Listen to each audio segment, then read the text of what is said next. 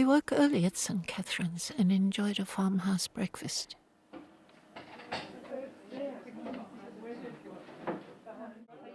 Lady stole everyone's hearts, especially Nikki's.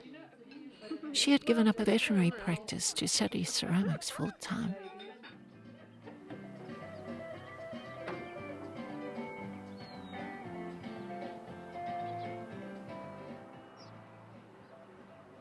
The bus ride back to the Magwaza homestead was as rough and dusty as the day before, but we made it in good time and arrived a little early. The day was just getting underway. It is so soft, the sun is soft, and the people seem to be waking up now.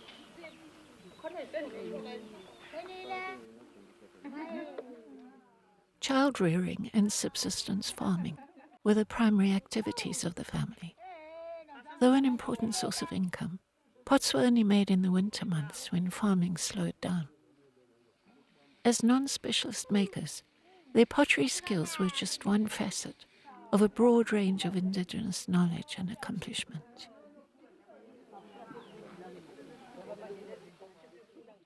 The low winter sun was bright outside, but the interior of the hut was dim as work resumed. In traditional rondavel design, a few small windows, thick mud and lath walls, and a grass-thatched roof ensure a fairly constant interior temperature throughout the year. Part of the thatch of this roof had been replaced with a layer of tin. Left open overnight, the pots were leather hard, ready to be finished and decorated. With the mouth of her pot completed, Mama Esther was the first to begin. Using a sharp knitting needle and resting the pot on her lap, she incised the surface with 4 arcs, equidistant from the mouth, segmenting the surface into zones. Decoration would be applied below these lines, culminating at the widest part of the pot. This appeared to be a common approach. The communal workspace we were experiencing was unusual for the Potters. They normally worked alone in their own homes. This may have been the reason that certain aspects of the finishing process were sometimes sequenced differently. The most significant difference was in the finishing of the lower half of the form and the base.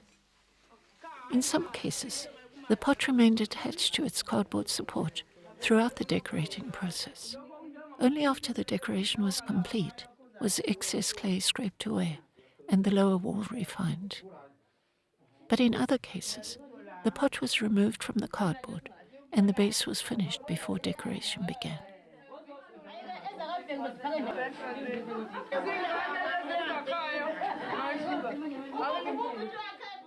A variety of sharp tools was used to incise the designs. Knitting needles, wire, knives. Darning needles were a popular choice.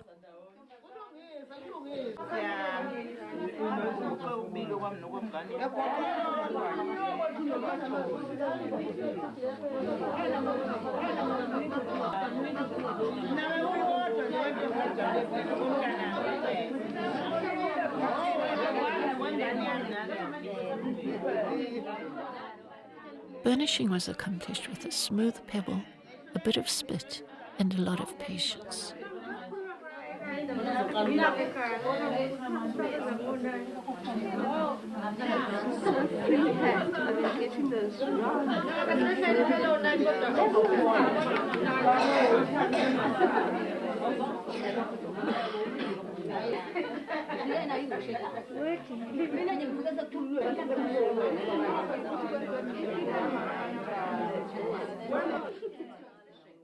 Michael and Sue's easy familiarity with the family created an open, relaxed atmosphere, which was balanced by intense concentration. Most of our group did not speak Zulu, so clay and process were the only means of communication.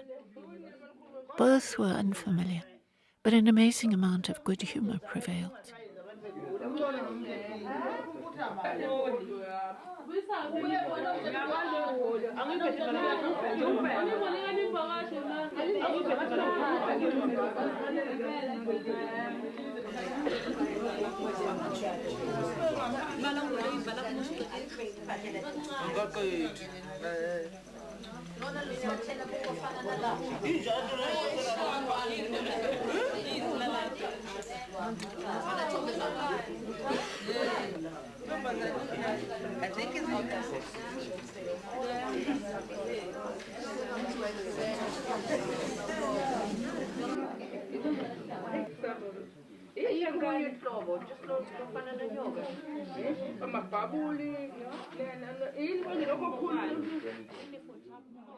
Published research from the University of Natal ascribes symbolic meaning to the geometric forms commonly used to embellish Zulu pottery.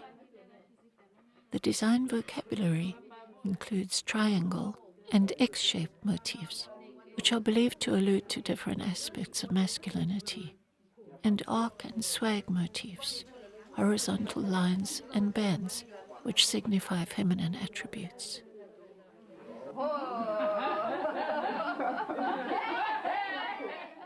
Beulah and Clarissa's rudimentary grasp of Zulu was warmly appreciated. Beulah's instructor was so impressed with her progress that she wanted Beulah to marry her son. My name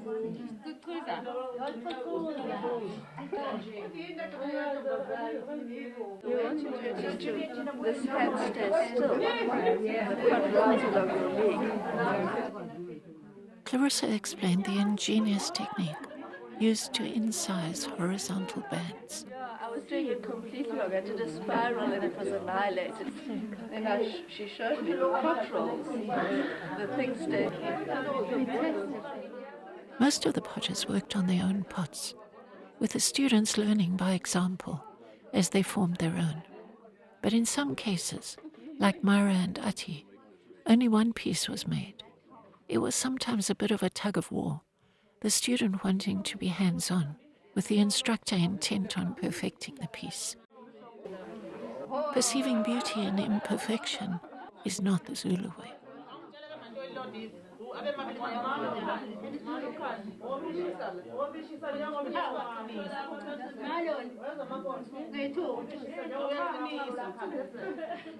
Smoothing the sandy body required consistent compression of the surface with a rib. Where an impurity was removed, the hole was filled with soft clay and compression resumed.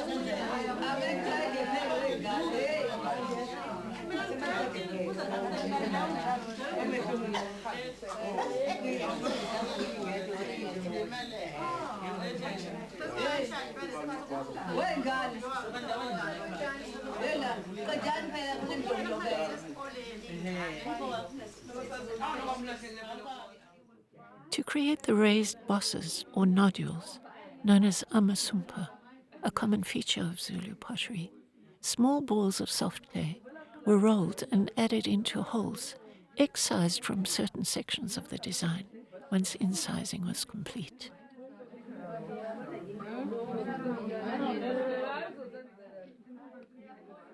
On a practical level, this embellishment, which is often around the waist of the pot, makes it easier for the user to grip the pot as he or she drinks.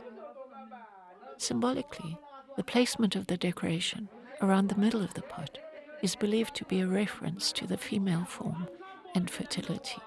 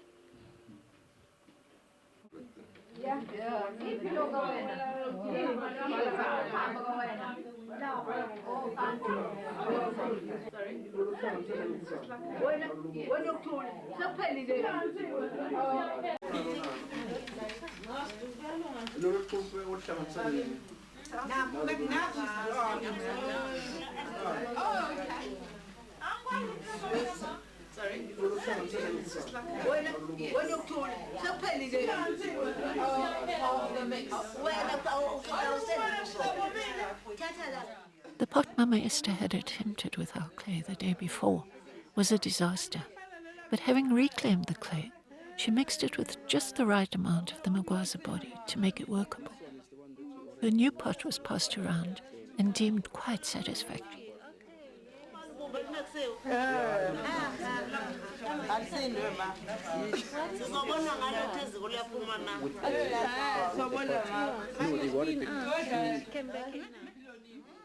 A faded and weathered beer pot, its amasumpa accentuated by the flow of beer, was brought in for us to examine. All the pots we had seen so far were deep-toned and burnished, so its grey colour and patina, the record of use, came as a surprise, but also as a timely reminder that the Okamba form was made to be used as a drinking vessel. Academically classified as a restricted ellipsoidal vessel in which the mouth diameter is 1/4 to 1/2 of the girth, I noticed that on this and other traditional Okamba, the convex curve of the upper portion of the wall is deflated, flattening out as it moves towards the rim. This subtle adjustment causes the mouth to rise above the body of the vessel, making drinking possible. Decorative evolutions of the form, which are not made to be used, do not necessarily adhere to this convention. I have not seen this detail mentioned in the literature, but assessing what might be called their drinkability may be an intriguing way to assess the claims of antiquity and authenticity of commercially available Okamba.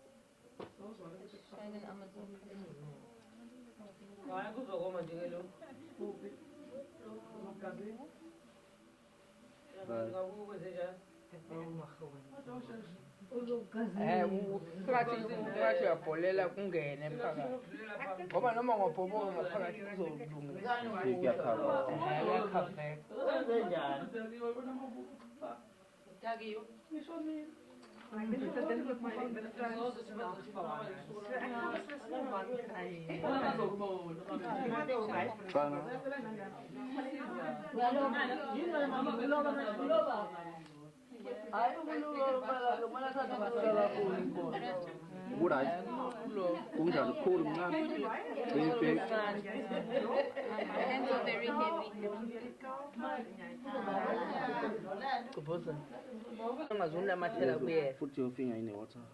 Which Salt. Yeah. Best position. You have to push a little bit harder. Yeah.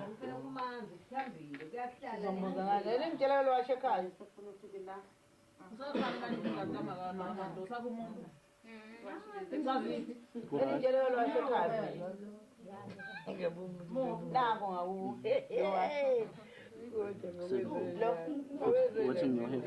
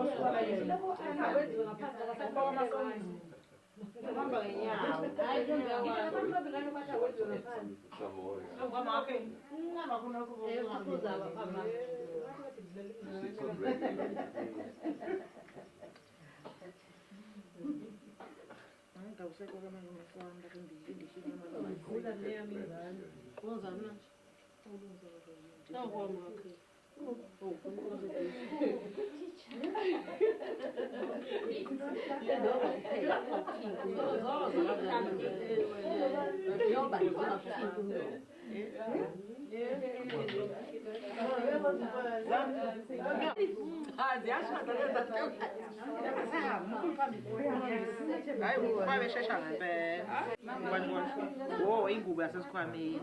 Nomyeni wakhe. Nomyeni wakhe. Abayibhebheswa nje umdankethe laba abancane sebathenga ngemayani kahle. Olindwe nomkhize. Yakhe la emhlathele iziphiwo zakhe. Uyithathe seziswe enqwabeni lapha phambi kwasethi abambiza. Endezwe. Akayikhaya kodwa sesiyiwa. Awubembatha bobabili sebebhudele bona izingubo. Zala. Hayi ingubo nje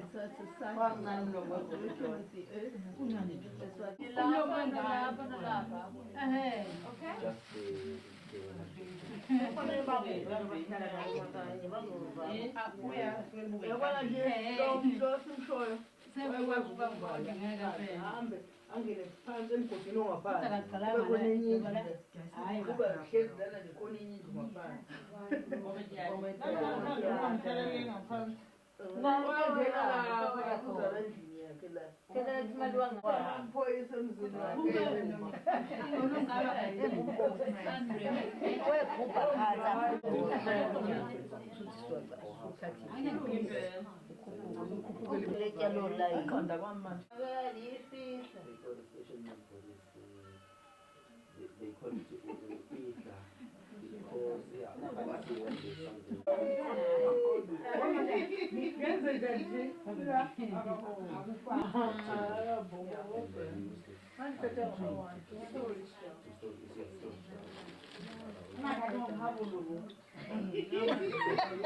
Okay.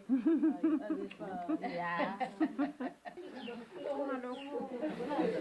She said this has really been a revelation to me, that the partners not working.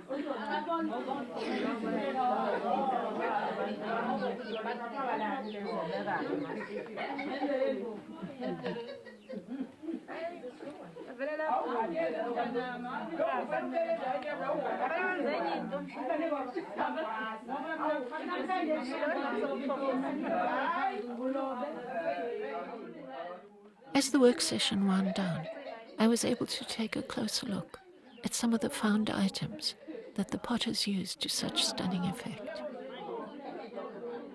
The grinding stone, a mealie cob, and the pile of unground clay. In retrospect, this would have been a great note on which to end the morning's experience and this video. But being a slow learner, even after the clay debacle of the day before, I made a major mistake. Knowing that the Magwaza Potters used labor-intensive pebble burnishing, I had thought to share with them the making and use of terra sigillata, an ancient form of levigated slip. Used by the Greeks and Romans to reduce porosity, it creates glossy, low-fired pots without the use of glaze.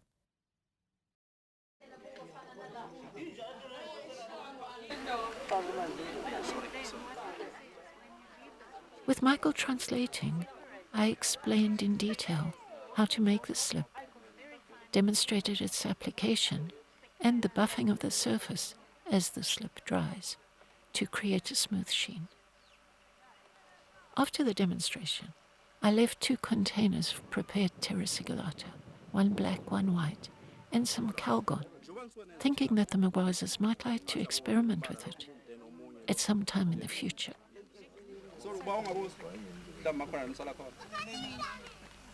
Any questions?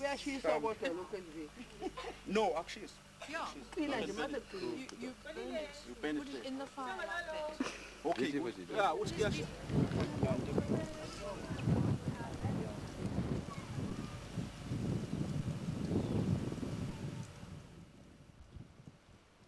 Clouds were building as we left at around 1 p.m. We would be back the following afternoon for the firing. The pots would have 24 hours to dry.